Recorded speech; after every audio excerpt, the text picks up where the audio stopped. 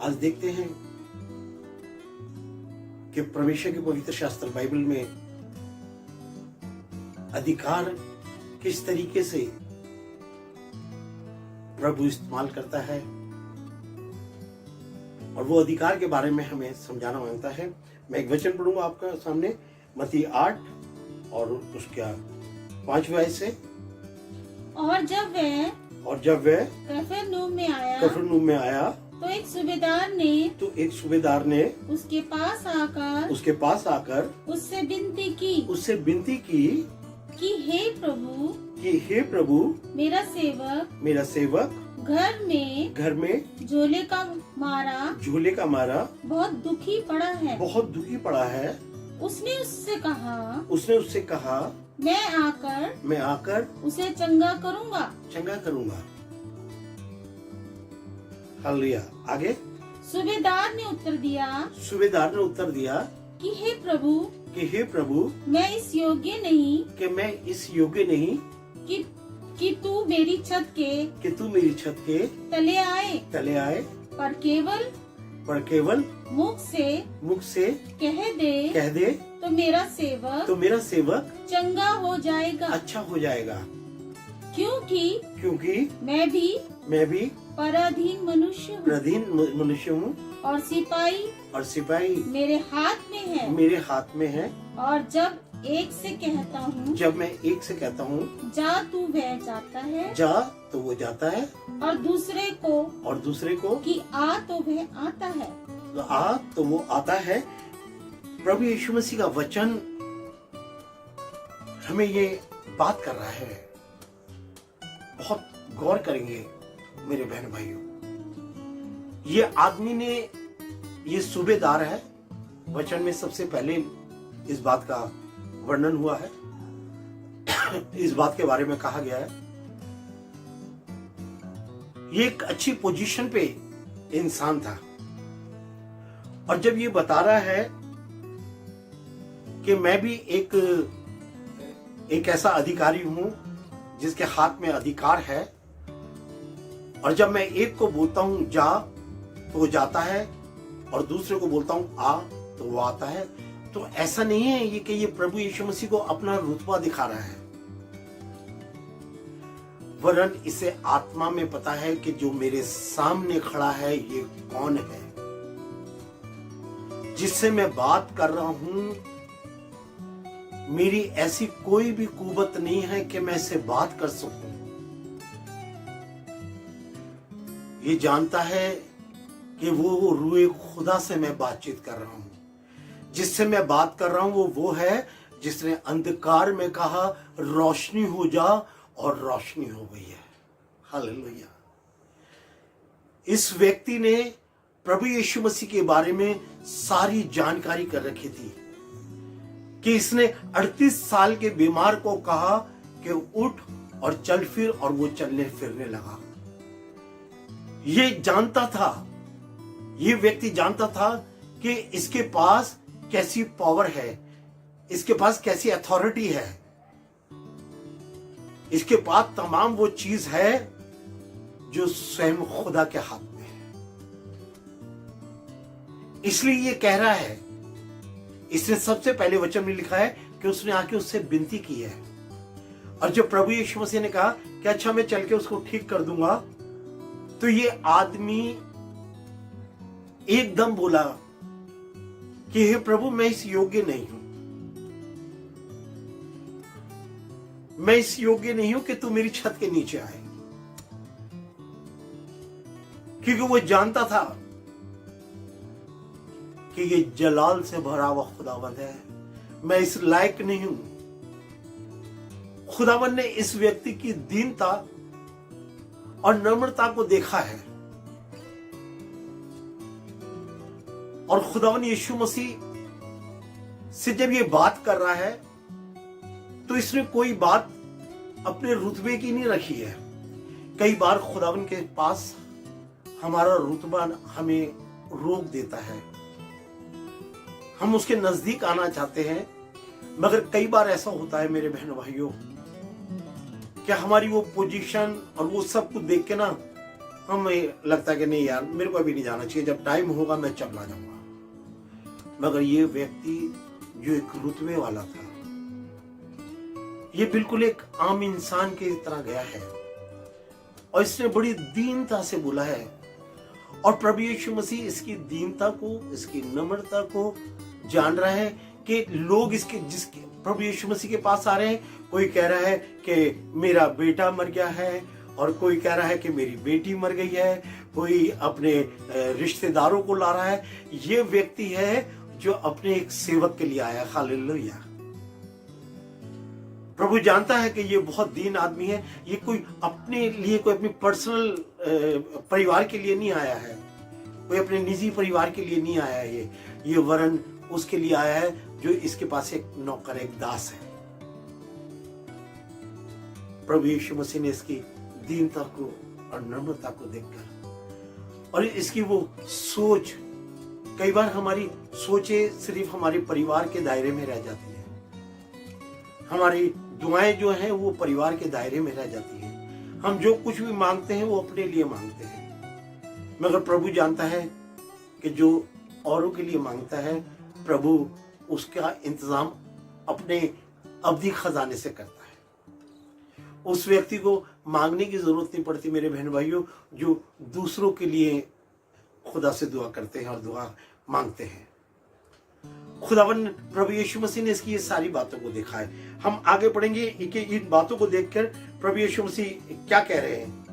ये सुनकर यीशु ने अचंबा किया और जो उसके पीछे आ रहे थे उनसे कहा मैं तुमसे सच कहता हूँ कि मैंने इस्राएल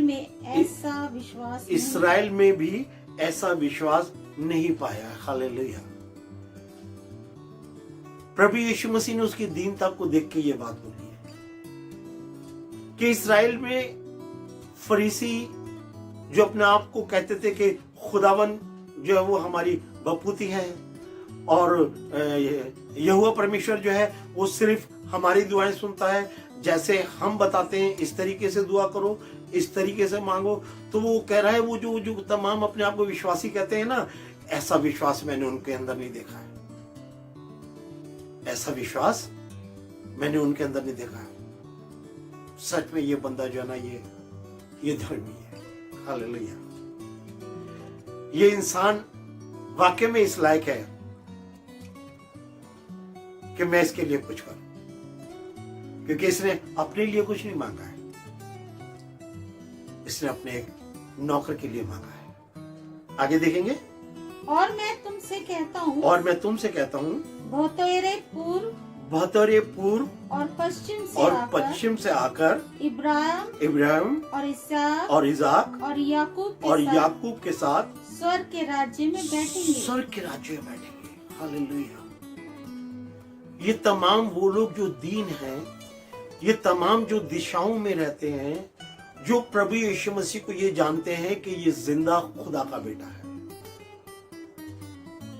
वो लोग नहीं जो ये बता रहे हैं कि जिन्होंने शरीयत के ऊपर शरीयत लिख दी और तमाम अपने देवी देवता खड़े कर लिए और तमाम लोगों के ऊपर तमाम वो बोझ, जिसके लिए प्रभु यीशु मसीह कह रहे हैं आए बोझ के थके और मांदे लोगों मेरे पास आओ, मैं तुम्हें आराम दूंगा।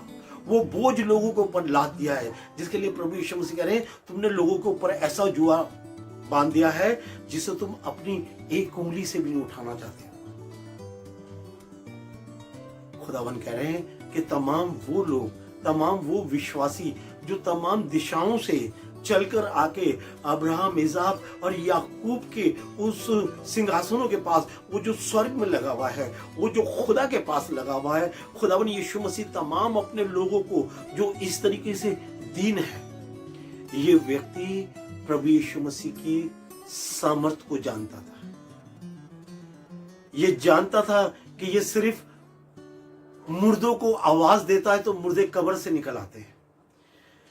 ये प्रभु यीशु मसीह की उस पावर को जानता था मेरे बहन भाइयों, क्योंकि ये स्वयं खुद एक ऐसा व्यक्ति था जो एक पोजीशन रखता था। ये जानता था कि मैं जिसको जो बोलूंगा ना वो हो जाएगा, और वो होता था। कई बार हम भी आपस में अगर किसी सरकारी अफसर को जानते हैं तो हम सिर्फ जाके उसका नाम लेते हैं उसके डिपार्टमेंट में, तो सामने वाला व्यक्ति एकदम अच्छा आप उनके जानने वाले, आइए बैठिएगा, और एकदम इमीडिएट। आज प्रभु यीशु मसीह का सिर्फ आप और मैं नाम लेते हैं और तमाम दुष्ट आत्माएं और वो भागती हैं। जानते क्यों?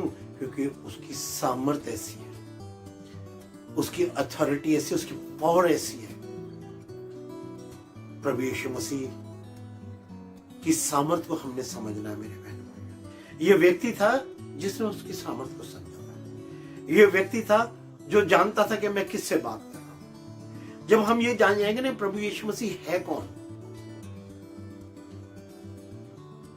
तो प्रभु यीशु मसीह कहेगा कि तुम अब्राहम, इसहाक और याकूब की उस घराने में, उन सिंहासनों में, उस संगति में बैठोगे जब खुदावंद प्रभु यीशु मसीह खुद स्वयं होगा। मेरे बहन, बहुत जरूरी है कि हम दीन हो और खुदा की उस सामर्थ्य को ग्रहण करें, उसकी तमाम उन बातों को, उस वचनों को हम पकड़ के रखें, अपने आप को कुछ ना समझते हुए। इस व्यक्ति ने अपने आप को कुछ समझा नहीं है, इसने कोई आके अपने उसकी डींग नहीं मारी थी, वरन इसने ये बताया था कि मैं समझता हूं कि पावर क्या होती है, मैं समझता हूं। इसलिए इसने अपना जो परिचय दिया है, अपना इंट्रोडक्शन दिया है, वो सिर्फ इसलिए दिया है कि मैं जानता हूं कि तू कौन है।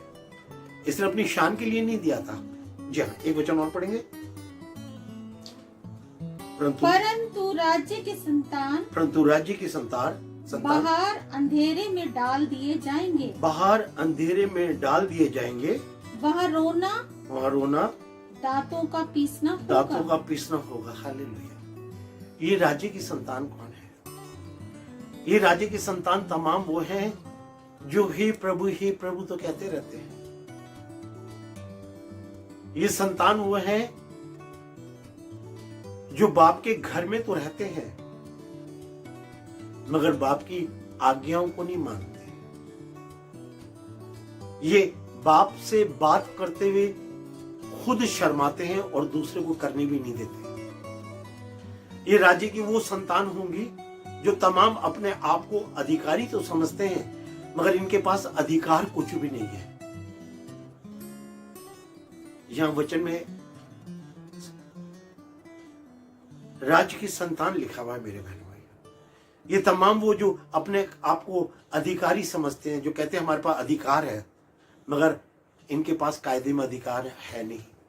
ये सिर्फ और सिर्फ ये वो लोग हैं ना खुद खुदा की महिमा में पहुंचेंगे और ना तमाम उन लोगों को पहुंचने देंगे। इसलिए बड़ा ध्यान करना है कि प्रभु यीशु मसीह की सामर्थ्य को पहचानना है। बड़ा ध्यान करना है कि अपने आप को दीन करना है, अपने आप को बिल्कुल छोटा कर लेना, जैसे प्रभु यीशु मसीह ने कर लिया था। प्रभु यीशु मसीह के शागिर्द पूछने के लिए तैयार है कि बता हम में से, तेरे जाने के बाद हम में से बड़ा कौन होगा, हमारे ग्रुप में बड़ा कौन होगा। मेरे बहनों भाइयों, बड़ा नहीं बनना है। प्रभु यीशु मसीह ने उनको समझाने के लिए उनके पैरों को धोए, सबसे छोटे बन गए, दास बन गए। हमें छोटा बनना है और बहुत छोटा बनना है, क्योंकि आप और मैं कितने बड़े हो जाएं, प्रभु यीशु मसीह से बड़े नहीं हो सकते। अगर हम सच में प्रभु यीशु मसीह के दास हैं तो हमें अपने आप को दीन करना है और छोटा बनना है। प्रभु आपको मुझको इस वचन में होकर बड़ी बरकत और आशीष दे। जय मसीह।